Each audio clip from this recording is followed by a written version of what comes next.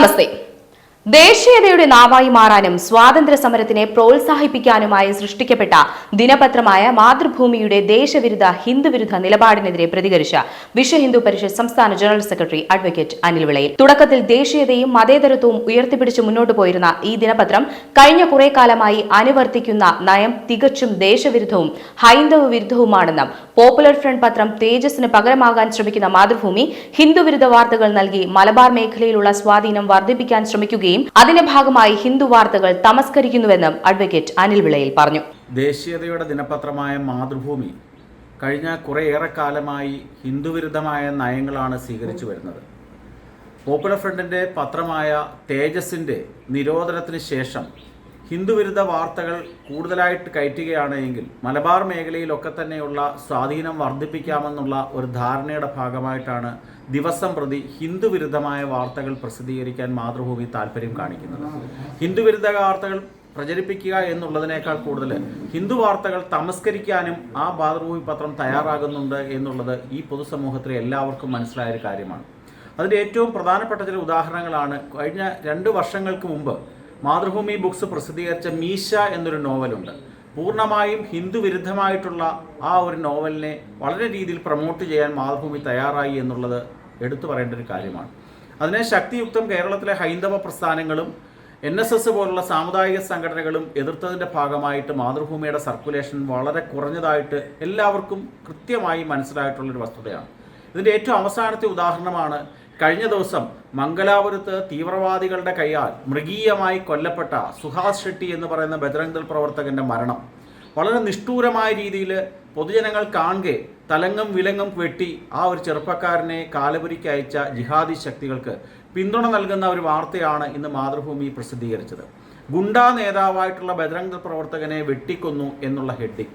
ബാക്കി എല്ലാ പത്രങ്ങളും ബജ്രംഗ് ദൾ പ്രവർത്തകൻ മരിച്ചു എന്ന് വാർത്ത കൊടുത്തപ്പോൾ മാതൃഭൂമി മാത്രമാണ് ഇത്തരത്തിലുള്ള ഒരു വാർത്ത വളച്ചൊടിച്ചുകൊണ്ട് നൽകിയത്.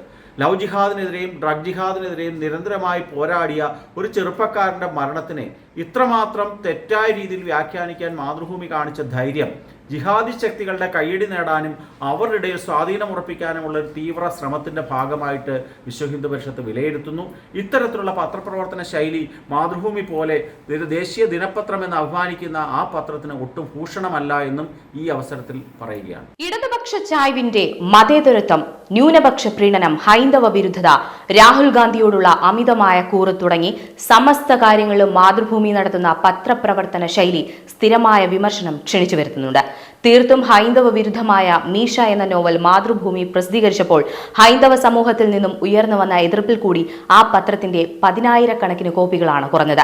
ഹൈന്ദവ പ്രസ്ഥാനങ്ങളോടും NSS നേതൃത്വവും ഇക്കാര്യത്തിൽ ശക്തമായ എതിർപ്പ് പ്രകടിപ്പിച്ചിരുന്നു. രാഹുൽ ഗാന്ധിയെ പുകഴ്ത്തിയും നരേന്ദ്രമോദിയെ താഴ്ത്തിക്കെട്ടിയും ഏകദേശം 9 മാസങ്ങൾക്ക് ശേഷം മാതൃഭൂമി പ്രസിദ്ധീകരിച്ച നന്ദി രാഹുൽ എന്ന വാർത്ത വൻ വിവാദം സൃഷ്ടിച്ചതാണ്. ഹിന്ദുക്കൾ രാപ്പകൽ അക്രമത്തിൽ മുഴുകുന്നു എന്ന രീതിയിലും പരമശിവന്റെ തൃശൂലത്തെക്കുറിച്ചും രാഹുൽ നടത്തിയ വിവാദ പ്രസംഗം വൻ പ്രാധാന്യത്തോടുകൂടിയാണ് അന്ന് മാതൃഭൂമി ആദ്യ പേജിൽ പ്രസിദ്ധീകരിച്ചത്.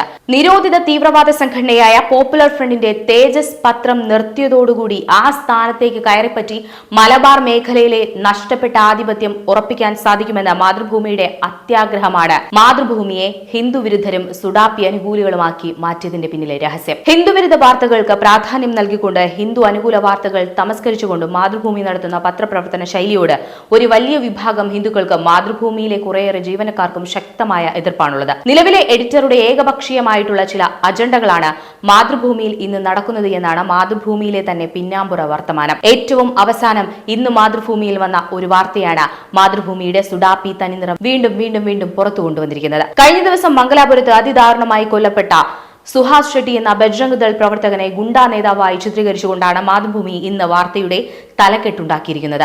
സംഘടനാ പ്രവർത്തനത്തിന്റെ ഭാഗമായി ഒരു കള്ളക്കേസിൽപ്പെട്ട റിമാൻഡിൽ കഴിഞ്ഞ് ജാമ്യത്തിലിറങ്ങിയ വ്യക്തിയായിരുന്നു സുഹാസ്. ലവ് ജിഹാദ്, ഡ്രഗ് ജിഹാദ് എന്നിങ്ങനെയുള്ള പ്രവൃത്തികൾക്കെതിരെ ശക്തമായി പ്രതികരിച്ചിരുന്ന ഒരു ചെറുപ്പക്കാരൻ. ഇത്തരത്തിലുള്ള പ്രതികരണങ്ങളുടെ ഭാഗമായി ധാരാളം ശത്രുക്കളും മിത്രങ്ങളും അദ്ദേഹത്തിനുണ്ടായിരുന്നു. ഒരു കേസിലും നാളിതുവരെ ശിക്ഷിക്കപ്പെടാത്ത വ്യക്തി കൂടിയാണ് സുഹാസ്. മൃഗീയമായി കൊല ചെയ്യപ്പെട്ട ഒരു വ്യക്തിക്ക് നൽകുന്ന പരമാവധി മാന്യത തന്നെ മാതൃഭൂമി അദ്ദേഹത്തിന് നൽകി. കേരളത്തിലെ ഒരു പത്രവും കാണിക്കാത്ത അധാർമിക പ്രവൃത്തി. കൊടിസുനി, കിർമാണി മനോജ് തുടങ്ങിയ കൊടും ക്രിമിനലുകളായ CPM പാർട്ടി ഗുണ്ടകളെ സഖാവെന്ന് ചേർത്ത് വാർത്ത സൃഷ്ടിക്കുന്ന മാതൃഭൂമി ഹിന്ദു നേതാവിനെ ഗുണ്ടാ നേതാവാക്കി സുഡാപ്പികളുടെ കൈയടി നേടിക്കഴിഞ്ഞു. എന്റെ പൊന്നു ശ്രേയാംസ് കുമാറെ, ഇത്തരം വാർത്ത കൊടുക്കുന്നവന്മാരെ ഒന്നും മര്യാദയ്ക്ക് നിർത്താൻ താങ്കൾ ശ്രമിക്കണം. ഇല്ലെങ്കിൽ കാര്യങ്ങൾ കൈവിട്ടുപോകും.